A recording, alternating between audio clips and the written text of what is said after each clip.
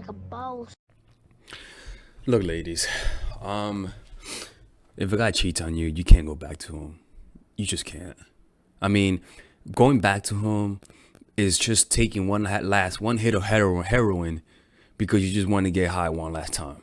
You know, like there is nothing that will come out of coming back to a guy who cheated on you. Now, let me tell you what. The only time I would say go back to a guy that cheated on you is if, one, you want to kill him, which I don't recommend. Don't go to jail. Or two, when you really need him financially, and that's the only option you have, when he's the last option. And if he's the last option, then I'll play like you like him. I'll play like you forgive him, but plan your exit. Don't be with him expecting this to be like this forever. No, get back with him, act like you're happy, but be planning your independence. Plan to leave him, because the thing is that you can never trust him. How could you stay with somebody who cheated on you? No matter how much you want to work this out, you would never trust him. No matter how much he apologizes to you, you would never trust him. And as a result, that's going to make your relationship with him almost like a paranoid attack. Always paranoid. You always have to control him. You always have to have his phone. It's too much stress. It's too much stress. Right now, the only reason why you're with him is not because you love him, but because he hurt your ego and you want your self-esteem back. He owes you yours. He took your self-esteem. You want that back. Give it to me. That's what really you're saying. Give me my self-esteem back. And even secretly, you might want to get revenge. Secretly, you might want to prove yourself that you're worthy because the guy who cheated on you is back with you. So it meant that you're the shit. Look, ladies, there's no other way around it. You can never fully trust somebody who cheated on you. I don't even care if he had a child with you. It's over. You could try. Look. You could try as much as you want. Try as much as you want. In fact, I tell a lot of my clients, go ahead. Because a lot of my clients come to me with their boyfriends that cheated. And I know my clients. They're stubborn. So I'm like, yeah, sure, go ahead. Give it a try. Because I know they won't listen to me. So I had to give it a try. Try to get them back. Go ahead. What happens? They come back, again, cheated on. And I'm like, okay, do you want to try something different? They're like, nah, I want to give this a try. And I'm like, okay. I'm the kind of guy that I don't force people. I don't tell people what to do. I just help them where they're at, right? And I have a lot of clients like that. And I tell them, look, man, this is not going to work. But I give them the best strategy that I can. And you know what happens?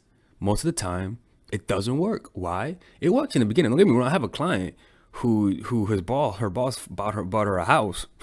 But you know what? He cheated on her. How could she can never really trust him?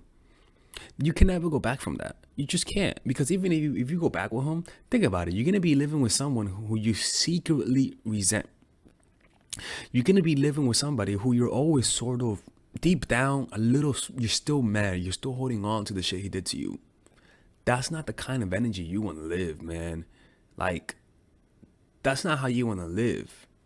It's not how you want to live. You don't want to live with so much anger and so much like, you just don't want that. Getting back with somebody who cheated on you, man, I get why you're back with them. I get it. Trust me, man. That dick must have been glistening. And you must really like him. I get it. Look, don't get me wrong. I get it. Like, I'm not trying to clown anybody. I really do get it. But somebody's got to tell you, man, this is not going to work out. He's never going to change. He says he changed. He'll never change. He'll never change. Tell me how many people changed. It's hard enough for you to change for yourself. How is he going to change for you? Get the fuck out of here. He'll never change. It's unfortunate because you might have really loved him, man. You might have really loved him. And he wants you back. But now you have to make a decision that goes against what you want. And I can't blame you going back. But that shit is not going to work out. I'm just letting you know. The pain of letting him go will not equal the pain that will last, that you it won't equal the pain that you'll experience to get over this. Living with somebody who cheated on you, you literally hardwire your brain differently.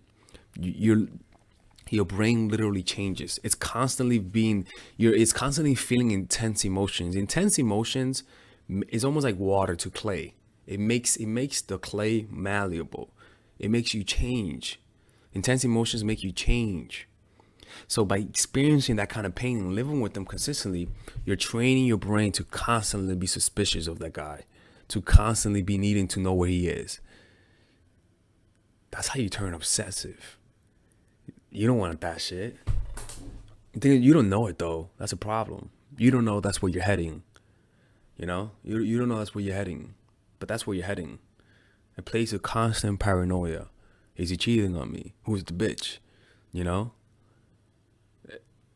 You gotta let them go. Trust me. Your brain is hardwired. Most people, your brain is hardwired to make connections. Your brain is hardwired to feel a connection with somebody else. There are people in the world who are genetically wired to have a connection with you. And when you find them, it's going to be easy to identify. Right? Honestly. Because once you know this, you realize you don't have to play no games. And you're like, oh shit, this dude really likes me. Right? And the thing is that when I say games, I mean that you don't bother him. You give him a space and you notice he still comes back to you. You noticing that when you give him space, he comes back to you, but then doesn't pull away. He stays. That's how you know how you don't have to play games. Yeah, you got to play it once. But when he learns his lesson, you don't have to be repeating it. That's the difference.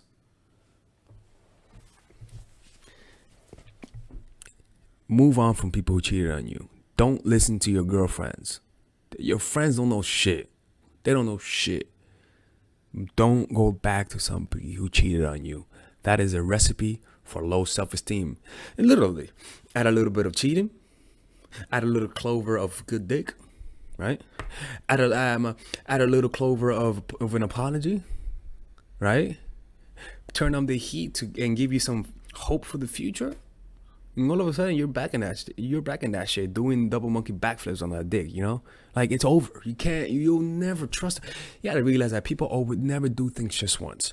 Usually, what you see is a repeated pattern. Most of the time, not all the time, but usually, what you see, you've seen it before. It's just what it is. It is what it is, man. You gotta let go of people who hurt you like that. You gotta let go of people who put your self-esteem down like that. You gotta let them go. That's what I'm gotta say. Like, if anybody cheated on you, it's over. They fucking ruined it. They ruined the goddamn meal. They ruined the wedding. They ruined everything. And you're gonna have to accept it as soon as possible. But some of you guys are not gonna listen to me. So it is what it is. You know what I'm saying? It is what it is. Because I get it. I get it. Like, I never been cheated on, but I can sort of feel it, you know? And I worked with many clients who've been cheated on. And I understand where they're coming from. It's tough because they want him back. Don't go back to people who cheat on you, ladies. That is a recipe to making me rich. All right? In fact, go back to people who cheat on you. Please do me that favor. Go back to people who cheat on you so I can help you out. Right? But you know what? I don't even need to tell you guys that because most of you guys will go back. It's just how it is. If the guy doesn't come back, you're going to come back. All right. This is Alex from Mindful Attraction. Hope you guys enjoyed this video. All right, ladies and gentlemen. If you guys ever want to learn how to use your feminine energy to influence people, learn how to use your masculine energy to become more assertive, and also learn how to blend both energies to improve your dating life, your spiritual life, honestly, your relationship life, your family life, your career life, this is the course for you. If I had to make a course for my nieces, I have two nieces. One is 19 and one is 15. 16. Holy shit. Oh my God, he's a bad fucking uncle. He's a bad uncle. Get him. Shut up, Melissa. You should get this course, right? And this is the course that I will make for them. So, for example, watch the curriculum, right? In the first week, we're going to be showing you how to establish a strong masculine foundation without letting it hurt your feminine energy. This masculine foundation is a source of who you are, right? It's your bodyguard. Without this, whatever feminine energy you create will be destroyed by the outside because your masculine is your shield. So we'll talk about goal setting. We'll talk about how to develop a serious attitude. We're going to be talking about how to use more logic, how to use more goal-oriented behavior. It's more how to be a man, Now the next one is how to embrace the feminine energy, right? This one will teach you about how to minimize excessive masculine traits, developing self-awareness, healing abundant feminine energy, regulating your emotion, mastering voice qualities and facial expressions, surrendering control, and allowing pain to be felt.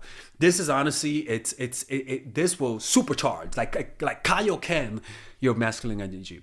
After that, we have femininity in the workplace and how to be feminine in the workplace without letting people take advantage of you, and the nuances of how women of power should behave versus women who are subordinates in the workplace, and even the dress code. This is based on psychology, people. It's kind of insane. I'm actually excited about this one. The next week, we talk about navigating the labyrinth of male and female friendship. And this, a lot of women find confusing, so we talk about that. And how to identify envious friends, how to identify the good friends, how to keep male friends, and how to keep female friends. Week 5, we talk about how to release the burden of the past and stop and destroy mental projections. This is actually really powerful. And then week 6, we talk about how to increase your observational power so that you could read people better. And we have a bunch of bonuses. The course starts at $99, and you guys can pre-order the course today at $69 before it goes out. If you're watching this, most likely I'm in the meditation retreat, so most likely I will be praying for all of you guys. And just click on the description down below of the video. Right there, you'll see it, and you could pre-order that course. It's gonna be out by the end of next month or the beginning of February of March. One of the two, people, because I have a 10-day retreat to do, and I want to finish the course after the retreat, because I think the ideas are gonna be so much better. All right, man. I'll see you guys later. Pre-order, man. I'm closing the channel.